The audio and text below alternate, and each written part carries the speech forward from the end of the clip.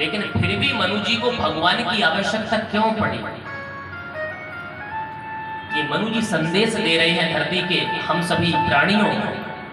मनु जी कहते हैं केवल धन कमाना, महल और चौबारे बनाना, संसार में नाम कमाना, संतान उत्पन्न करके अपना वंश बढ़ाना, सिंहासन पाने के बाद सबसे शक्तिशाली कहलाना, यही जीवन की पूर्णता नहीं है। मनु जी कहते हैं इससे जीवन पूरा नहीं हो जाता।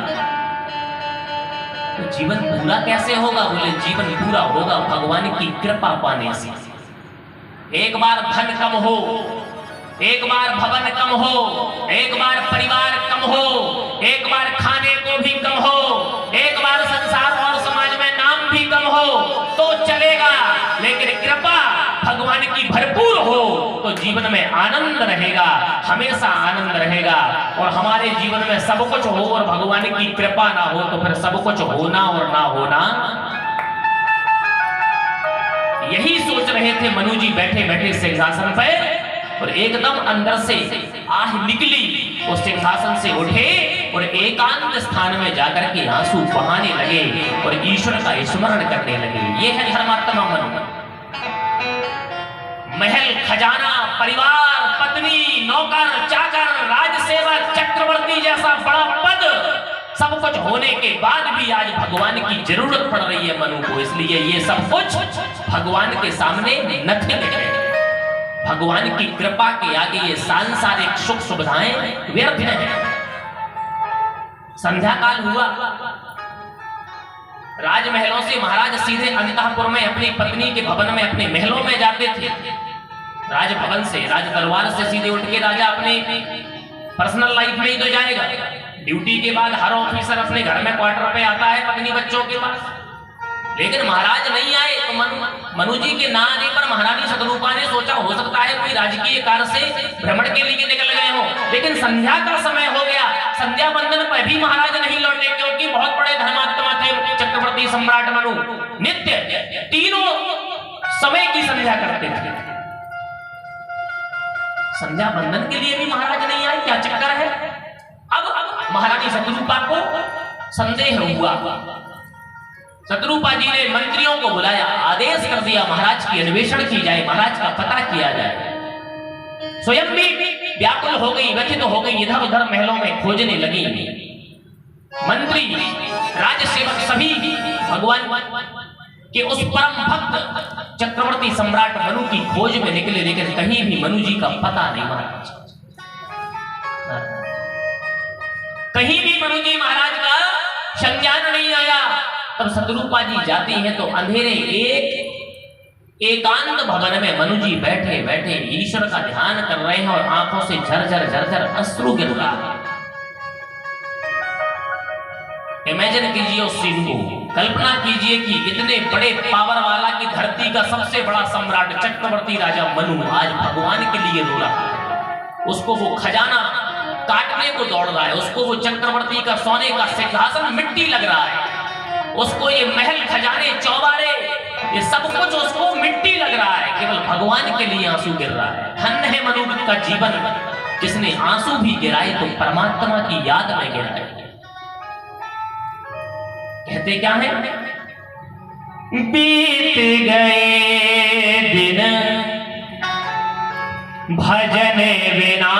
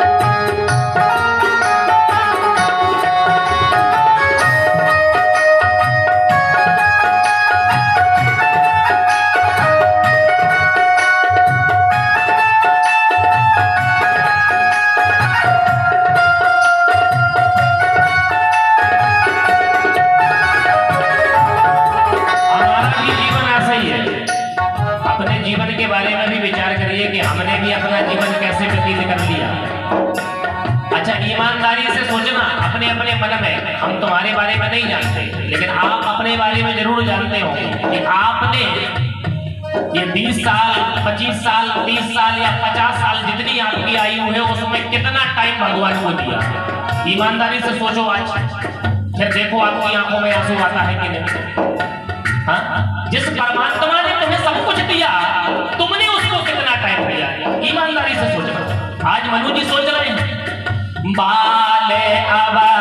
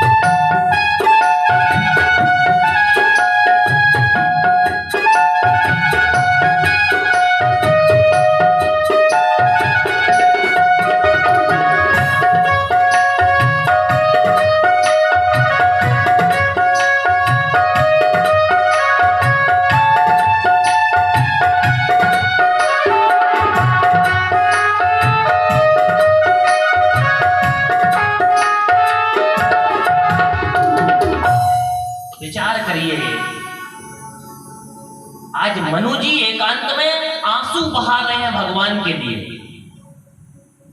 जबकि अभी मनु जी के बारे में हम भी कुछ नहीं जानते। आप तो फिर ठीक ही ठीक।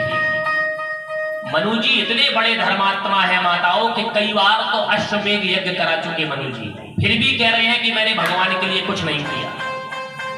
तो हम लोग अगर 11,000 रुपया दे दें तो 10 बार नाम बुलवाएंगे कि मेरा नाम हो जाए।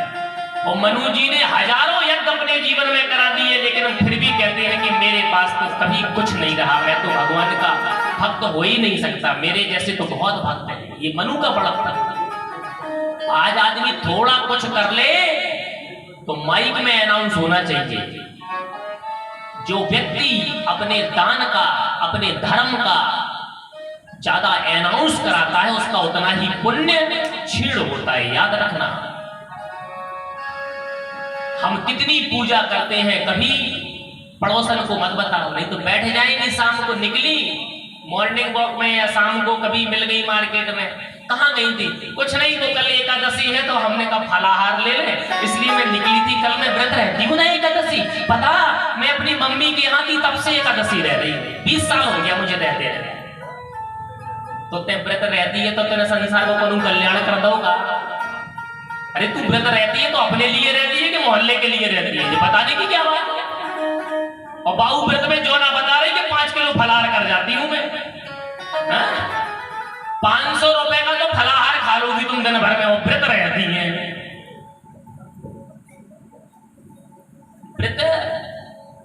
व्रत का मतलब क्या है? व्रत का मतलब, व्रत माने संकल्प। व्रत में और उपवास में अंतर है, अभी आप ये भी समझो। व्रत अलग चीज है, उपवास अलग चीज है। लेकिन आजकल तो इंग्लिश रटी है ना, अगर उपवास भी होगा तो भी फास्ट, व्रत भी होगा तो भी फास्ट।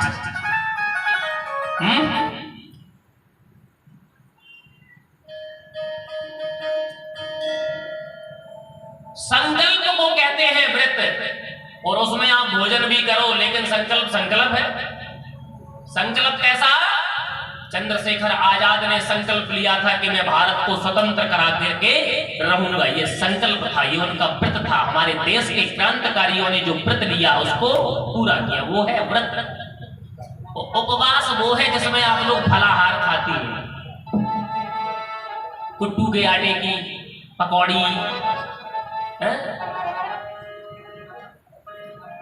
भगर का खीर, सिंघाड़े के आटे की लपसी,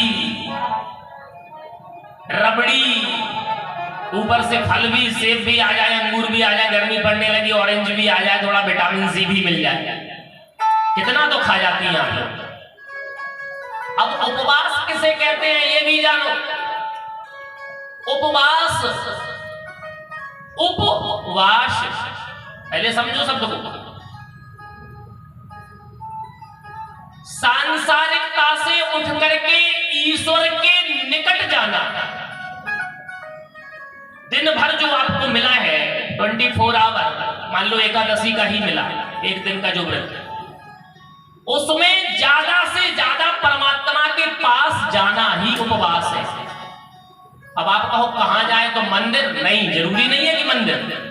भगवान के पास जाने के लिए जरूरी नहीं कि काशी विश्वनाथ जाइए या रामेश्वरम जाइए कि वैष्णो देवी जाइए। भगवान के पास जाने का मतलब है कि आपके चिंतन में ईश्वर का नाम हो। क्यों है? आप घर में बैठी हैं, माला भी नहीं है, जरूरी नहीं है कि नाम जपने के लिए माला ही हो। ये तो एक प्रोपोगंडा है, एक प्रोसीजर है। हाँ, ठीक है। आप अपने हृदय में, अपनी जिह्वा में मन से ही सीताराम सीताराम, राधेश्याम राधेश्याम आपका मन में चल रहा है, ये ईश्वर के नजदीक हैं आप। नहीं तो बहुत से लोगों को हमने देखा है बुढ़ापे में माला लेके बैठ जाएंगे कमरे में, बैठक में, डंडा बगल में रखा। अब बैठक में बैठे हैं, 70 साल हो गई उम्र, बहू बेटे को दिखा रहे हम बहुत बड़े भजनानंदी हैं। अब किसी कारण बस मेन गेट खुला है तो कुत्ता तो घुसेगा ही, शाम के टाइम ज्यादा घुसते हैं, क्यों? खाने पीने की जुगाड़। अब बाबा भजन कर रहे हैं लेकिन नजर उनकी पड़ी कुत्ते पे, तो माला फेंकी, डंडा उठाया। आप बताओ तुम कुत्ते के निकट होगे भगवान की? अगर तुम्हें कुत्ते में ध्यान गया इसका मतलब है तुम भगवान के निकट नहीं हो, ये तुम केवल सटका रहे हो, दादी सटर सटर कर रहे हो, इसका कोई फल नहीं मिलने वाला। और आओ देखा ना ताओ, तुमने कुत्ते को एक डंडा मार दिया। वो गोस्वामी जी लिख रहे हैं सिया राम में सब जग जानी, बताइए फिर कहां से भजन हुआ? हाँ, जिस समय आप भगवान का भजन कर रहे हैं तो हो सकता है कि कुत्ता भगवान बन करके कुत्ता ही आ गया हो कि तुम्हारी परीक्षा तो ले कि तुम्हारे भजन में, तुम्हारी श्रद्धा में कितनी ताकत है। हाँ? इसीलिए हाथ जोड़ के निवेदन, कभी भी कथा में आओ, कभी भी मंदिर में जाओ, कभी भी किसी हवन पूजन में बैठो, चाहे सत्यनारायण का ही हवन क्यों ना हो, छोटे से छोटा, आपके हृदय में क्रोध आना ही नहीं चाहिए। अगर आपने पूजा पाठ के टाइम क्रोध कर दिया, आपका कई सालों का पूजा पाठ बर्बाद हो जाएगा, मैं गारंटी से कह रहा हूं। अब आपको पता, अब आप कहो प्रमाण दीजिए ऐसा कुछ। राजा हरिश्चंद्र, राजा हरिश्चंद्र चाहते तो महाराज विश्वामित्र को कुछ भी नहीं देते। राजा हरिश्चंद्र कहते थे तुम्हारे बाप का नहीं है, ये मेरा, मैं नहीं दूंगा। तुम्हें युद्ध करना हो तो मैं युद्ध के लिए तैयार हूं, क्योंकि वो भी राजा थे, चक्रवर्ती थे कि नहीं थे। लेकिन क्या कारण था कि हरिश्चंद्र ने एक भी बार कोई विचार नहीं किया और सब कुछ दे दिया और चुपचाप निकल गए? क्यों? उस समय राजा हरिश्चंद्र यज्ञ कर रहे थे और विश्वामित्र जी उनके भक्ति की परीक्षा लेने आए थे। राजा हरिश्चंद्र ने विचार किया कि यदि एक संत के सामने मैंने क्रोध कर दिया तो मेरा ये किया हुआ यज्ञ और बरसों की तपस्या मिट्टी में मिल जाएगी, इसलिए चाहे मुझे नंगा होकर के निकलना पड़े, लेकिन इस समय ब्राह्मण और साधु और हमारा जनमानस जितना ही प्रसन्न रहेगा उतना ही यज्ञ का फल मुझे मिलेगा। इसलिए प्रसन्नता पूर्वक सब कुछ सौंप करके निकल गए थे। ये हमारे सनातन धर्म की गंभीरता है। यही सनातन धर्म की श्रद्धा और भक्ति है कि चाहे 5 मिनट का भजन करो लेकिन हृदय से करो, प्रफुल्लित होकर के करो। हमारे परम पूज्य बड़े बाबा जो परंपरा के अधिष्ठाता हैं स्वामी श्री एक रसानंद सरस्वती जी महाराज, उनके वचनों में है सदा प्रफुल्लित रहो। क्यों भाई? हाँ, महाराज जी के जो वचन है, संसार को स्वप्न मत जानो, अति हिम्मत रखो, जिसमें तुमको नीचा देखना पड़े ऐसा काम मत करो। ये परम पूज्य स्वामी श्री एक रसानंद जी के उपदेश हैं। सदा प्रफुल्लित रहो, आगे है दुख में भी, ये भी लिखा है महाराज श्री ने, उनकी डीड में लिखा हुआ है, उनके द्वारा जो ग्रंथ लिखा गया। आज हमारे हेडक्वार्टर जो मैनपुरी आश्रम है उसमें डेली 5 बजे माइक से प्रार्थना होती है। संस्कृत महाविद्यालय जो मैनपुरी आश्रम में है उसके सैकड़ों बच्चे सभी 5 बजे स्नान के बाद आएंगे हॉल में, प्रार्थना हॉल में। सारे संत पूज्य गुरुदेव महामंडलेश्वर जी, हम सभी लोग जब आश्रम में रहते हैं तो नित्य वो नियम बड़े महाराज जी के जमाने से आज भी परंपरा चल रही है। और वही परंपरा प्रार्थना के गीता मंदिर में भी मैं रोज देखता हूँ। 5 बजे यहाँ भी प्रार्थना होती है। ये वही दैवी संपत मंडल की प्रार्थना है जो आधा घंटे की होती है। तो महाराज, भजन आपका तभी सार्थक है जब आप हर परिस्थिति में प्रफुल्लित हैं। ठीक है ना? यदि सती पिता के यहां शंकर जी के रोकने पर नहीं जाती और कह देती कि मेरा पति जिसमें खुश है मैं भी उसी में खुश हूं, तो शायद शंकर भगवान उनको क्षमा कर देते और रामकथा सुना देते। लेकिन पार्वती की प्रफुल्लता शंकर के चरणों में नहीं थी। पार्वती जी का संतोष, पार्वती जी की खुशी मायके जाने में थी। पार्वती जी की खुशी भगवान की कथा में नहीं थी। सती जी की स्वरूप एक ही है।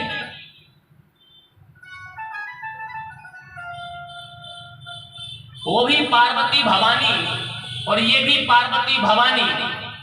लेकिन एक बात और बताऊं, पर्वत की पुत्री होने से ये पार्वती कहलाई। पार्वती नाम पड़ गया। इनका ओरिजिनल नाम तो अभी और है। जो हिमांचल के यहां पुत्री ने जन्म लिया उसको कहा गया उमा। ये पार्वती का ओरिजिनल नाम है। भवानी सती को भी कहा गया, भवानी पार्वती को भी कहा गया। क्यों पार्वती इसलिए कह दिया? जैसे जानकी की, जनक की पुत्री जानकी, ऐसे ही हिमांचल पर्वत की पुत्री पार्वती। लेकिन जानकी का ओरिजिनल नाम क्या है? सीता।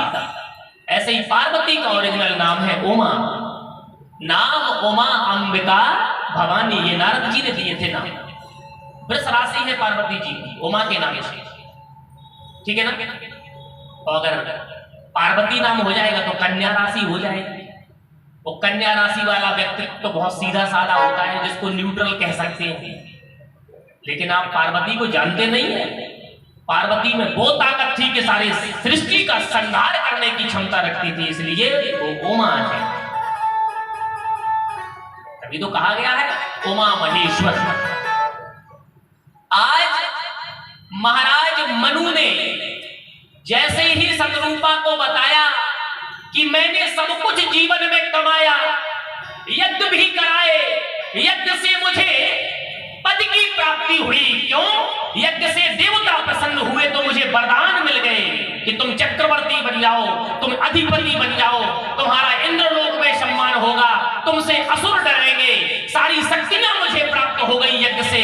लेकिन मैंने शक्तियां तो प्राप्त की, लेकिन मैंने ब्रह्म की सच्चिदानंद की भक्ति और कृपा प्राप्त नहीं कर पाई।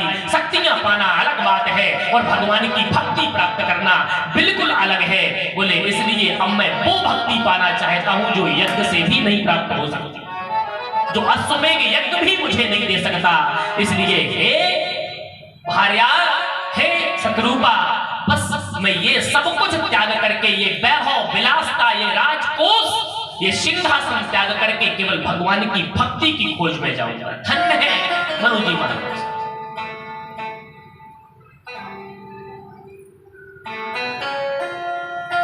आज का व्यक्ति व्यक्ति बूढ़ा जितना ही होता जाएगा उतना ही उसकी चाबी का गुच्छा मजबूत होता जाएगा कि कहीं बहू बेटा खिसका ना ले। और मनु जी महाराज समझ रहे हैं कि अब मैं भजन की ओर मुझे बढ़ना है, अब मेरी अवस्था सिंहासन पर बैठने की नहीं है। तो तुरंत अपनी पत्नी सदरूपा से कहते हैं, महारानी मेरे बड़े बेटे उत्तानपाद को बुलाओ और ये राजकोष उसको सौंप दिया जाए, धन्य हो। इसीलिए अपनी इज्जत अपने हाथ में। माता समय आते ही चाबी सौंप दो अगर रोटी खाना है चैन में। और ज्यादा बड़ी अम्मा बनोगी ना तो अम्मा नहीं कह पाओगी, याद रखना, ठीक है ना।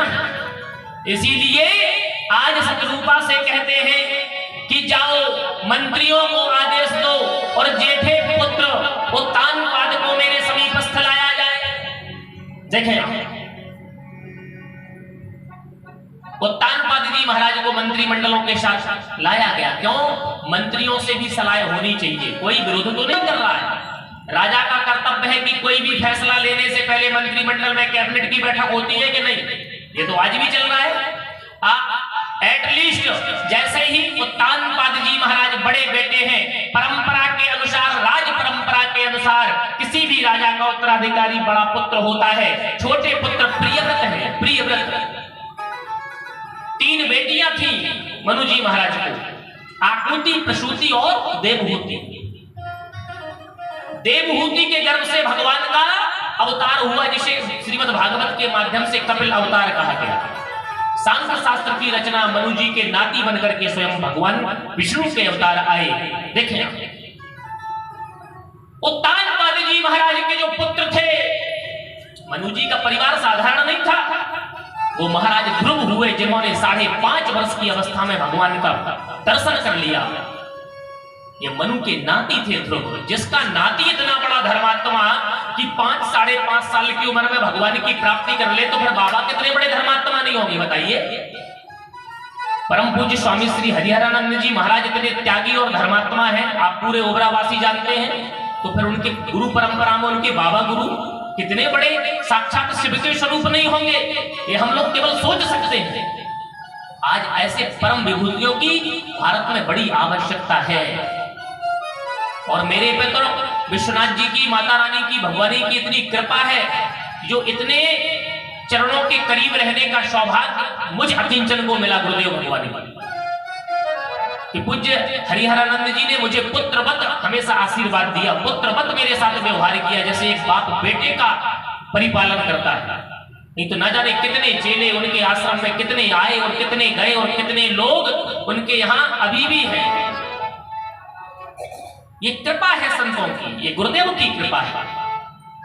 आज जैसे ही बड़े पुत्र उत्तानपाद को सामने लाया गया तो उत्तानपाद जी का बड़प्पन देखें और पितृ भक्ति देखें कि पुत्र का धर्म क्या है पिता के प्रति। मनु जी महाराज ने कहा, बेटा मेरी ये मनसा है और ये मेरा विचार है, जिसको मैं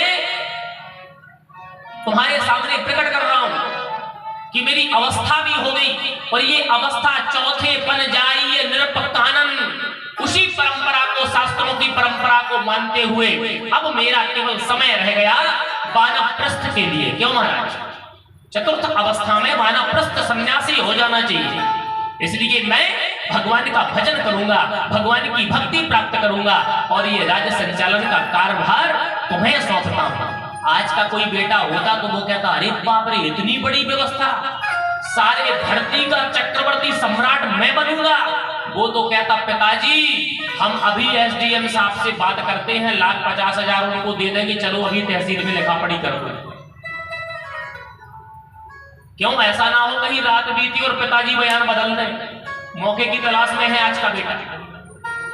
लेकिन धन्य है उत्तानपाद जी महाराज को, जिन्हें मनु और सतरूपा जी ने क्या संस्कार दिए। आज जैसे ही उत्तानपाद जी ने सुना कि मुझे ये गद्दी मिलने जा रही है, मुझे युवराज बनाया जा रहा है, उसी समय उत्तानपाद जी की आंखों में आंसू आ गए और पिता के चरणों को पकड़ के बोले पिताजी मुझे आपकी सारी आज्ञा शिरोधार्य है, लेकिन मैं अपने पिता के रहते पिता की गद्दी पर बैठने का अधिकारी नहीं हूं। जब तक मेरे पिता जीवित हैं तब तक मैं आपकी बराबरी नहीं कर सकता, ये पुत्र का फर्ज नहीं है। धन्य है आज का बेटा पिता की खोपड़ी पे बैठना चाहता है, और उत्तानपाद जैसा बेटा अपने पिता की कुर्सी पे बैठना नहीं चाहता कि जिस कुर्सी पे मेरे पिता बैठे मैं उनके नीचे बैठूंगा, उस कुर्सी पे नहीं बैठ सकता। ये परंपरा देखे, ये सनातन धर्म की मर्यादा देखे, ये राम कथा की मर्यादा देखे। तब गोस्वामी जी रामचरितमानस में प्रमाण दे रहे हैं और लिख रहे हैं कि बरबस राज सुतहि नृप दीना। और बरबस शब्द का अर्थ होता है जबरदस्ती। क्यों भाई? बरबस जो शब्द आया इसका अर्थ है जबरदस्ती, फोर्सफुली। गोस्वामी जी ने लिख दिया। जय माता।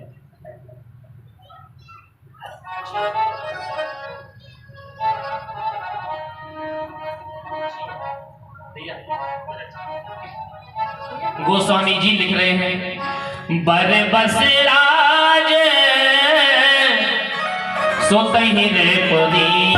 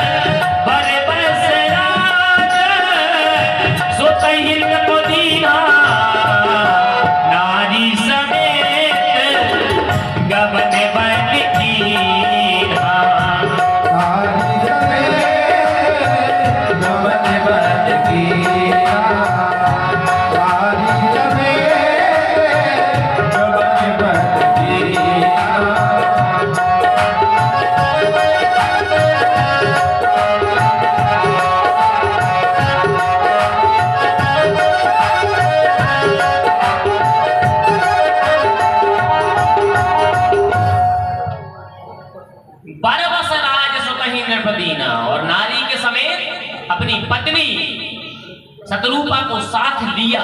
देखें आप, इसीलिए भाई साहब हाथ जोड़ के मैं रिक्वेस्ट कर रहा हूं, आपकी कोई भी पूजा, कोई भी तपस्या, कोई भी भजन इनके बिना अधूरा है। जब तक इनका संस्कार संजोग नहीं जुड़ेगा, जब तक इनकी श्रद्धा स्थापित नहीं होगी, आप केवल ज्ञानी हो सकते हैं लेकिन आप पूर्ण भक्त नहीं बन सकते। अगर मनु जी अकेले अगर भगवान को पाना चाहते तो मनु जी जीवन में भगवान को अकेले नहीं पा सकते थे, क्योंकि गोस्वामी तुलसीदास जी ने मनु को बताया ज्ञान। मनु ज्ञान के स्वरूप है और शतरूपा भक्ति की स्वरूप है। और जब तक भक्ति समर्पित नहीं होगी तब तक भगवंत की उत्पत्ति नहीं होगी, क्योंकि भगवान तो भक्ति से प्राप्त होता है, भगवान ज्ञान से उत्पन्न नहीं हो सकता। जन्म जन्म मुनि जतन कराही अंत राम कहे आवत। कितने बड़े बड़े ज्ञानी यमलात्मा विमलात्मा परमहंस आए और भजन करके चले गए, लेकिन गारंटी नहीं है कि भगवंत की प्राप्ति हुई हो। लेकिन सुदामा जैसे भक्त को भगवंत की प्राप्ति हो गई, मीरा जैसी भक्त को भगवंत की प्राप्ति हो गई। इसलिए शतरूपा भक्ति की स्वरूप है और मनु जी ज्ञान के स्वरूप है। जिस समय मार्ग में शतरूपा और मनु दोनों जा रहे हैं, नैमिषारण्य के तीर्थ में जा रहे हैं कि वहीं जाके भजन करेंगे गोमती गंगा के किनारे, उस समय गोस्वामी जी ने दर्शन दिया है। गोस्वामी जी दर्शन के रूप में चौपाई लिखते हैं कि पंथ जात सोहत मति धीरा और ज्ञान भगत जिम धरे शरीरा। रास्ते में जाते हुए, पंथ माने रास्ता, ऐसे सुंदर लग रहे हैं, सोहत सुहा रहे हैं। सोहत कैसे? जैसे मनु ज्ञान के रूप में शरीर रख के जा रहे हो और शतरूपा भक्ति के रूप में ज्ञान भगति जिम धरे शरीरा। साक्षात ज्ञान और भक्ति ही शरीर बन के जन्मे। इसलिए जब तक भक्ति समर्पित नहीं होगी तब तक भगवंत प्रसन्न नहीं हो सकता। दशरथ जी, अरे हजारों साल और अभी यज्ञ करते दशरथ जी तो भी राम जी नहीं आते अगर कौशल्या जी साथ में आहुति न दे रही होती, बताइए। इसीलिए तो कहते हैं कि सपत्नीक। पंडित जी जब आचार्य जी संकल्प पढ़ते हैं, मम यजमानस्य, अपने गोत्र का नाम अपना नाम ले लीजिए, फलाने श्रमणे सपत्नी को हम सपुत्रो हम। क्यों भाई? पत्नी पुत्र परिवार के सहित आप पूजन पे बैठे हैं, तो वो पति स्वार्थी होगा जो पत्नी से कह दे कि हम अभी आ रहे हो, जाके कथा सुने आ रहे हैं। वो पत्नी से कहते तुम क्या करोगी फालतू में वहां। बहुत लोगों को तो ये डर रहता है कि मेरी पत्नी को कोई देखे ना, बड़ी विडंबना। इतने पत्नी के भक्त हैं कि हमारी पत्नी को हम ही देखें, और जितने लोगों को ये डर है उन्हीं की पत्नियां कथा में आती नहीं है। तो पुष्पराज जी महाराज क्षमा करना, तीसरी बार मैं ओबरा में कथा कह रहा हूं, लेकिन हमारे वकील साहब के घर से नहीं आया कोई। बच्चे तो आए लेकिन मम्मी नहीं आई। खैर हमारा इनका कभी कभी विरोध भी चलता है। बड़े सरल हैं और हमारे बड़े ही हृदयस्थ हैं, हमारे हृदय में जुड़े हुए हैं। इनका बड़ा आशीर्वाद है मुझ पे। और पता है एक बार तो मैं ओबरा ऐसे आया कि किसी को पता नहीं था। रात में आया गीता मंदिर में, केवल इन्हें पता था और पहले से ही प्लान हो गया था, महाराज जी अगर आप आए हैं तो आप सवेरे तो जाएंगे ही, लेकिन 10 मिनट भले ही नाश्ता भोजन जो भी करना हो पता चल जाए बस। भले ही वो कथा में नहीं आ पाती, कोई ना कोई कारण होगा, ऐसा नहीं है। उनके अंदर भक्ति बहुत है, मैं जाके आया हूं घर 2 बार 3 बार होगी, लेकिन कितना प्रेम देती है वो, एक बेटे समान मुझे प्रेम देती है, कितना सम्मान देती है, कितने अच्छे से भोजन व्यवस्था, सारी व्यवस्था। उनके 1 घंटे आधे घंटे रुकने में जो प्रेम झरता है उससे मुझे लगता है कि नहीं, वास्तव में ऐसी गृह लक्ष्मी सब घरों में होना चाहिए। वही संस्कार ना उनके बेटों में। नहीं तो आजकल तो शहरों में जाओ, बेटे प्रणाम करना भी भूल गए कि पंडित जी को प्रणाम करना है कि नमस्ते करना है कि राम राम करना है, पता नहीं है। आज शत्रुपा जी और मनु जी दोनों ने जाकर के गोमती गंगा नैमिषारण्य नामक तीर्थ में, नैमिषारण्य अति प्राचीन तीर्थ, साधारण तीर्थ नहीं है, सीतापुर जिले में है, लखनऊ के आगे, जहां पर 88,000 ऋषि उपस्थित हो गए। सारे देवता पुष्प वर्षा कर रहे हैं, मनु जी महाराज को प्रणाम कर रहे हैं कि धन्य है मनु जैसा भक्त, इतना बड़ा पद पावर ऐश्वर्य छोड़ करके भगवान के लिए आज तपस्वी बन गया। आज का व्यक्ति भगवान के लिए जाता है मंदिरों में वैभव लेने के लिए कि प्रभु हमें रिच बना दो, रिचेस्ट बना दो, रिच पर्सन बनाओ, दौलत मिल जाए, सुख संपत्ति घर आवे। और एक मनु जी महाराज है कि सारी ऐश्वर्य सारी दौलत को छोड़ के केवल भगवान की भक्ति को पाने के लिए जाते हैं। यही तो अंतर, इसलिए तो भगवान जल्दी मिल गए। कैसी तपस्या की, अरे हम एक दिन ऐसा संकल्प नहीं ले सकते जितना उन्होंने हजारों वर्ष संकल्प बराबर कायम रखा। पहले दोनों लोग खड़े होकर के तपस्या कर रहे हैं, अगले 10,000 वर्ष बाद एक पैर के सहारे खड़े होकर तपस्या करने लगे दोनों पति पत्नी, एक पैर के सहारे। बताइए कोई करेगा ऐसा भजन? 12 से सहस 10 त्यागे वो स्वामी जी प्रमाण दे रहे हैं। बरस सहस, सहस माने 1000, 10 माने 10,000, क्यों भाई? 12 से सहस 10 त्यागे सो उठाड़े रहे एक पग दो।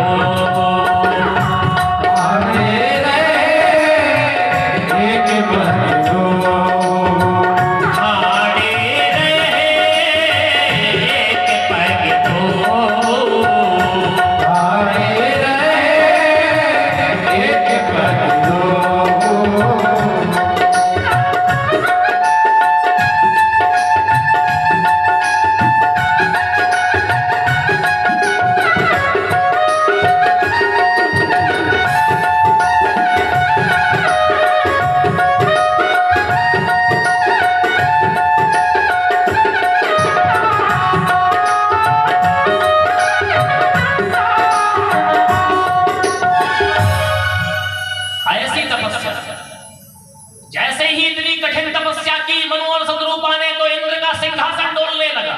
देखिए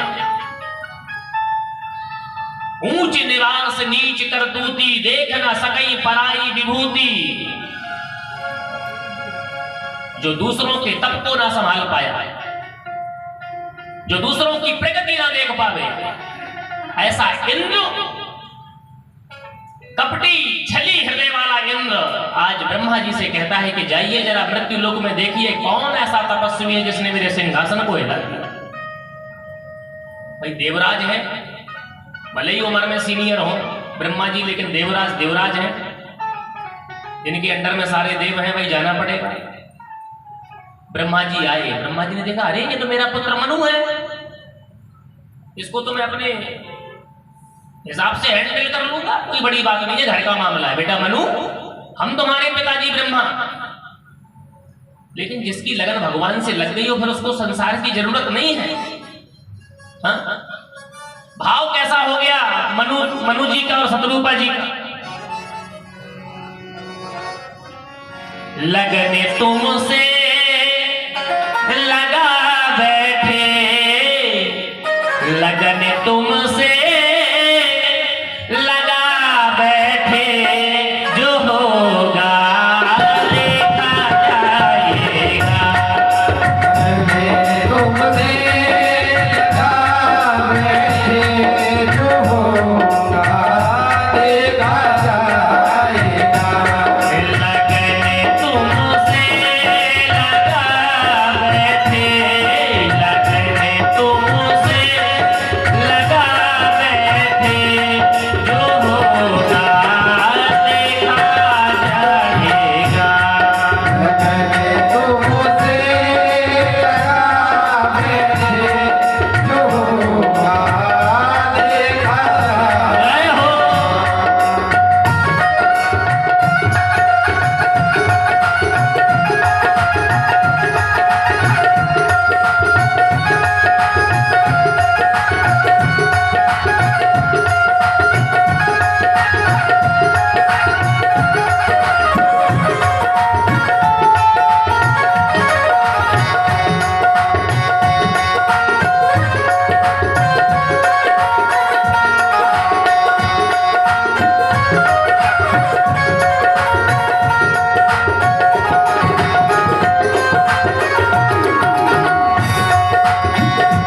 लगने तुमसे लगा बैठे, जो होगा देखा जाएगा। तुमसे लगा बैठे, जो होगा देखा जाएगा। लगने तुमसे लगा बैठे, जो होगा देखा जाएगा, जो होगा देखा जाएगा। तुम्हें अपना बना बैठे, तुम्हें अपना बना बैठे, जो होगा देखा जाएगा। अपना बना बैठे, जो होगा देखा जाएगा। लगने तुमसे लगा बैठे, जो होगा देखा जाएगा।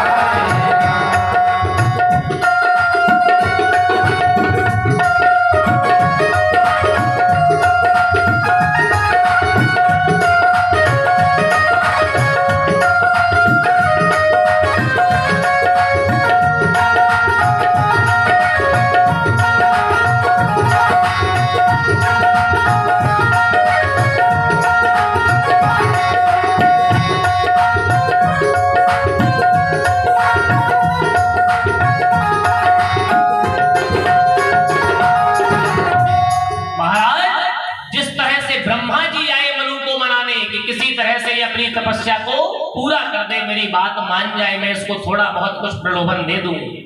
देखें मनु जी का भजन इतना साधारण नहीं था कि किसी के प्रलोभन में रुक जाए। हाँ, ये संसार का भजन तो हो सकता है कि अगर फोन आ जाए कि 5 लाख की लॉटरी फंसी है तो कथा तो हम कल सुन लेंगे, चलो पहले लॉटरी का केस ले लें। अगर किसी के फोन पे मैसेज आ जाए कि आपको 54 में मीटिंग में बुलाया गया है, आपके नाम से लकी ड्रा निकला है 5 लाख का, तो ये समझ लो कि दूर ही से वो परिणाम, महाराज जी मैं कल मिलूंगी, क्यों यहाँ तक आऊंगी, तो ऐसा ना हो वो लॉटरी किसी और को मिल जाए, सर भागेंगे। मनु जी कहते हैं पिताजी आप जहां से आए हो तो चले जाओ, मुझे तुमसे कोई वरदान नहीं चाहिए, ना मैंने तुमसे वरदान लेने के लिए तप किया, क्योंकि संसार के सारे ऐश्वर्य मैं छोड़ के आया हूं, अब मुझे किसी चीज की कोई जरूरत नहीं। धन्य है मनु जी का जीवन। ब्रह्मा जी लौट गए, इंद्र से बताया कि वो तो भैया बड़ा ही हठी भक्त है, वो प्रलोभन में लोभ में आने वाला नहीं है, रिश्वतखोर नहीं है। विष्णु भगवान बोले एक काम करो, ब्रह्मा जी तुम्हारा बुढ़ापा है, तुम बात कर नहीं पाए ठीक से, मैं जा रहा हूं।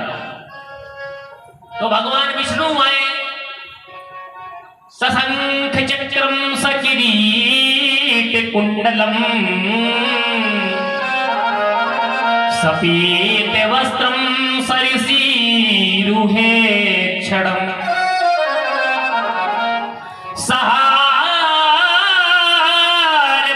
स्थले कौस्तुभश्रियं